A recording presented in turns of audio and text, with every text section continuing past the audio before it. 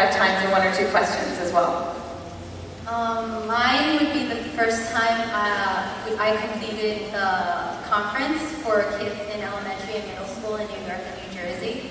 And after the conference was over, it just felt so rewarding to know that my voice was definitely heard, and these kids can bring it back to their schools and their friends, and they're that much more appreciative, and that I felt like I was linked with them, and it's just very rewarding. And the accomplishment of completing something as well. Completing it, and it's just fun. Thank you.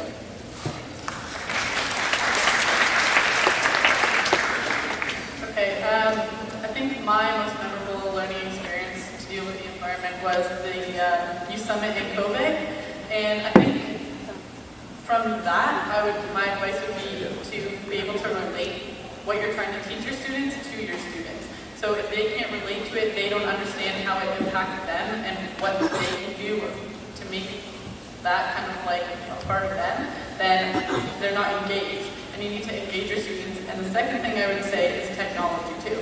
So I know a lot of teachers, especially at my school, will be like, if we're presenting it, they say engage your audience, use media, use anything you want, but then we go up there and have to copy notes to learn, right?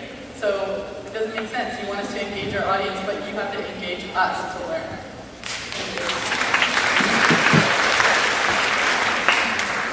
Well, back in 2008, we hosted the NDYS conference here in Trinidad. I said Trinidad.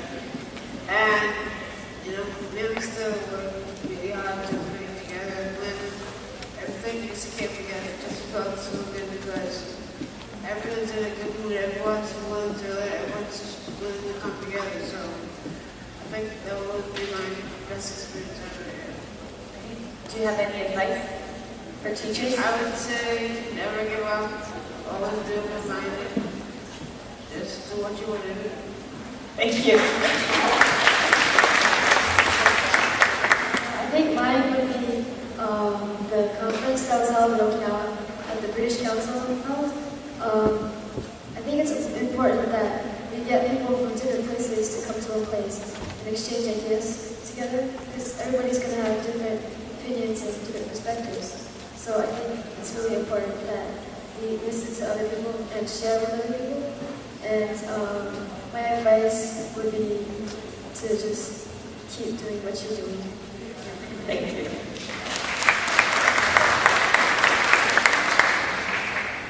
I guess something memorable for me was when I was in Copenhagen, and it was the last night of the conference, and a lot of people anyway had kind of given up hope for something really ambitious coming out of Copenhagen.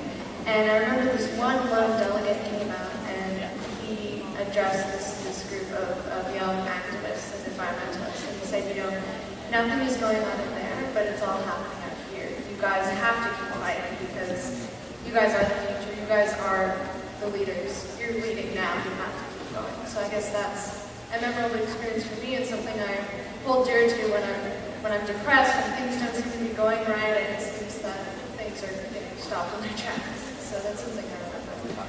But I guess my advice for teachers would be to, especially for these iEarn teachers, is to keep doing what you're doing, because it is so empowering and memorable for young people to really be able to connect through these different projects like the learning circles, like My Hero, etc., to connect to other kids around the world and really put a human face on the rest of the world. Because it may be one thing to say, oh, well, the Maldives are going to be going underwater, Kenya's experiencing flooding, it's one thing to just say the facts, but if you actually have a friend there and you're able to put a face on it and connect with people, you can take something as scary, as large, as sometimes way too overwhelming as the climate change issue, and really put a human face on it. So keep doing what you're doing. It is so empowering to know other